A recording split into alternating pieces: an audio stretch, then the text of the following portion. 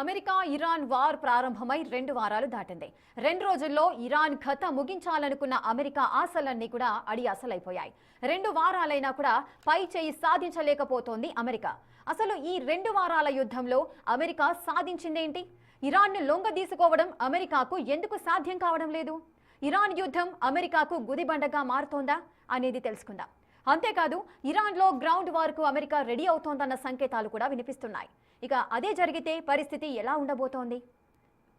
America Iran యుద్ధం ప్రారంభమై అయితే ఇప్పటికీ 2 వారాలైతే గడిచిపోయాయి. కానీ ఇరాన్ పై అయితే పై చేయి అయితే సాధించలేకపోయింది అమెరికా. మరి యుద్ధ పరిస్థితుల గురించి వివరించడానికి సార్ సిద్ధంగా ఉన్నారు. సార్, ఈ యుద్ధ వాతావరణాన్ని ఏ విధంగా అంచనా వేయొచ్చు?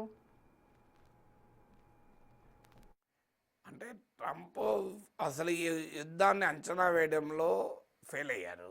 The first failure of Trump. అంటే ఈ యుద్ధము ఎన్ని రోజులు నడుస్తుంది, యుద్ధంలో ఏ రకంగా ఎప్పుడు ముగుస్తుంది, సో యుద్ధం వాళ్ళ విషయంలో ఒక అంచనా వేయడంలో, అంటే ఏదైనా ఒక పని చేసేటప్పుడు ఒక అంచనా ఉండాలి. సో ఆ అంచనాల్లో క్లియర్గా ట్రంప్ ఫెయిల్ అయ్యాడు అనేది స్పష్టంగా అర్థమవుతుంది. మీరు అన్నట్లు 2-3 రోజుల్లో అయిపోతుంది, 2-3 వీక్స్లో అయిపోతుంది. అసలు అయిపోయింది, యుద్ధంలో గెలిచేసాం, ఇక యుద్ధం ఏమున్నది, నేను ఎప్పుడు కావాలంటే అప్పుడు 10 గంటలు ఆపచ్చు, ఇలా తలాతో కాలేని మాటలన్నీ మాట్లాడుతున్నాడు. సో అందువల్ల మొదలు వార్ విషయంలో ఒక ప్లాన్, సో ట్రంప్కు ఎప్పుడైపోతుంది అనేది లేదు. రెండవది ఎగ్జిట్ స్ట్రాటజీ లేదు. అంటే ఈ వార్ను ఎలా ముగించాలి, ప్రారంభించిన వారికి ముగించాలన్న ఆలోచన కూడా ఉండాలి. అన్ని సమయాల్లో మనం అనుకున్నట్లు ముగించలేకపోవచ్చు, కానీ అట్లీస్ట్ ఒక ఎగ్జిట్ స్ట్రాటజీ అయితే ఉండాలి కదా. రెండవది ఎగ్జిట్ స్ట్రాటజీ లేదు. మూడవది వార్ ఇంపాక్ట్ నుంచి అమెరికాను, ప్రపంచాన్ని ఎలా కాపాడాలి. ఇవాళ మీకు గ్లోబల్ ఎనర్జీ ప్రైసెస్ పెరుగుతున్నాయి, ప్రపంచవ్యాప్తంగా మార్కెట్లు తలకిందులవుతున్నాయి, గ్లోబల్ జీడిపి ఇంపాక్ట్ అవుతుందని అంటున్నారు. సో థర్డ్ ఆస్పెక్ట్ ట్రంప్లో ఏంటంటే వార్ ఇంపాక్ట్ను, వార్ ఎనర్జీ సప్లైస్ డిస్రప్ట్ చేస్తుంది.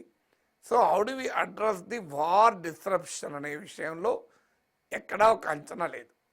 నాలుగవది అసలు వార్ ఆబ్జెక్టివ్ ఏంటి అనే దాంట్లో స్పష్టత లేదు. ఒకసారి అంటాడు రెజీమ్ చేంజ్ అని, ఇంకోసారి అంటాడు న్యూక్లియర్ కెపాబిలిటీని నాశనం చేస్తానంటాడు, మరోసారి అంటాడు మిసైల్ కెపబిలిటీని ధ్వంసం చేశానంటాడు, ఇంకోసారి అంటాడు అసలు మాకేం సంబంధం, ఇరాన్ ప్రజలకే వదిలేస్తాం, మేము వాళ్ళకి సహకార పాత్ర మాత్రమే అంటాడు. మరోసారి ఇరాన్ లొంగిపోవడానికి అంగీకరించింది, పీస్ డీల్ నేనే ఒప్పుకోలేదంటాడు. సో ఒకసారి అంటాడు 3 సార్లు రెడీ అంటాడు, మరోసారి అంటాడు ఇది అయిపోయింది, యుద్ధం అయిపోయింది అంటాడు. సో అందువల్ల అసలు what does Trump want in this war, ఈ వారిని ఏం చేయదలుచుకున్నాడు? సో నిజంగా యుద్ధ వ్యూహం, యుద్ధ లక్ష్యాలేంటి ట్రంప్ అనే దాంట్లో కూడా స్పష్టత లేదు. నాలుగవది.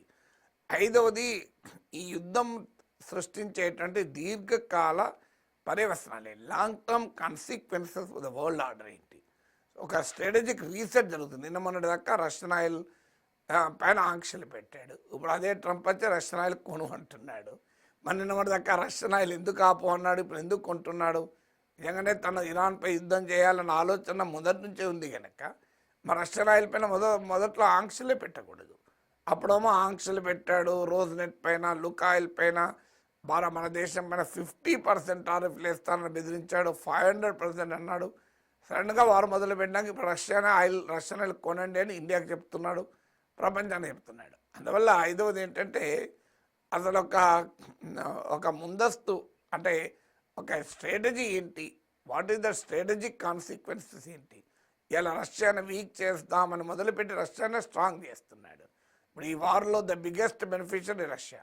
ఇలా ఆయిల్ ప్రైసెస్ పెరిగాయి, రష్యాకు ఆదాయం చమురు ధర ఎక్కువ వస్తుంది, మారల్ లెజిటిమసీ, రష్యాను ప్రశ్నించే మారల్ లెజిటిమసీని వెస్ట్ కోల్పోయింది. మీరు ఏ రకంగా ఉక్రెయిన్ సావరిటీని దెబ్బతీస్తామంటే రష్యా అడుగుతుంది, మరి వెనుజులా ఇరాన్ల సావరిటీ నువ్వెందుకు దెబ్బతీసావంటారు, ఆన్సర్ లేని పరిస్థితి. ఆఖరికి పుటిన్, రష్యా ఉక్రెయిన్ వార్ల మధ్యవర్తిగా ట్రంప్ ముందుకు వస్తే ఇప్పుడు ఏంటి, అమెరికా ఇరాన్ల వార్ మధ్య పుటిన్ మధ్యవర్తి అయిపోయాడు. సో మధ్యవర్తిగా ట్రంప్ ప్రపంచ శాంతి దూతగా ముందుకొస్తే ఇప్పుడు ట్రంప్ యుద్ధోన్మాద అయ్యాడు, పుటిన్ శాంతి దూత అయ్యాడు. So what is happening in the world అనేది అంటే ఇంత క్లియర్గా స్ట్రాటజిక్ రీసెట్ జరుగుతుంటే ఇది అమెరికాకు నష్టం కలిగించే స్ట్రాటజిక్ రీసెట్ అవుతున్నప్పుడు ట్రంప్ మరి ఏం సాధించబోతున్నాడు ఈ వార్ ద్వారా అనే దాంట్లో క్లారిటీ లేదు. అందువల్ల ఖచ్చితంగా Trump is completely confuse and chaotic. అసలు ఈ యుద్ధాన్ని ఎలా ఎండ్ చేయాలనేది అర్థం కాని పరిస్థితిలో ఉన్నాడు.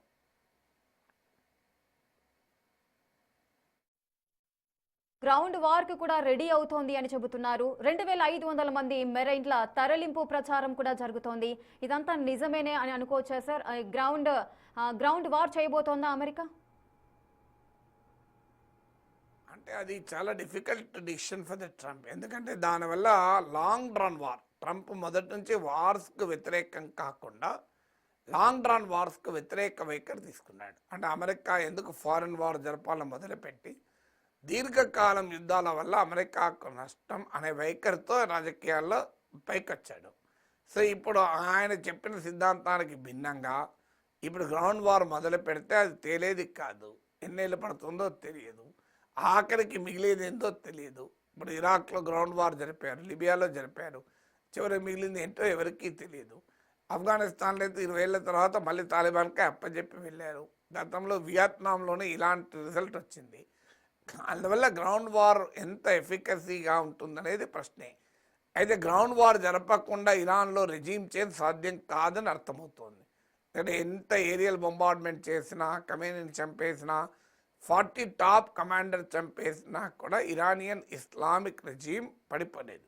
దీనికి కారణం ఏంటంటే 1979లో ఇరాన్లో ఇస్లామిక్ పాలన వచ్చింది. అప్పటి నుంచి అమెరికా ఎప్పుడు దాడి చేస్తుందో తెలియని పరిస్థితుల్లో ఇరాన్ బతుకుతుంది 47 ఇయర్స్గా. సో ఈ దాడి అనూహ్యంగా వచ్చి పడ్డదేం కాదు.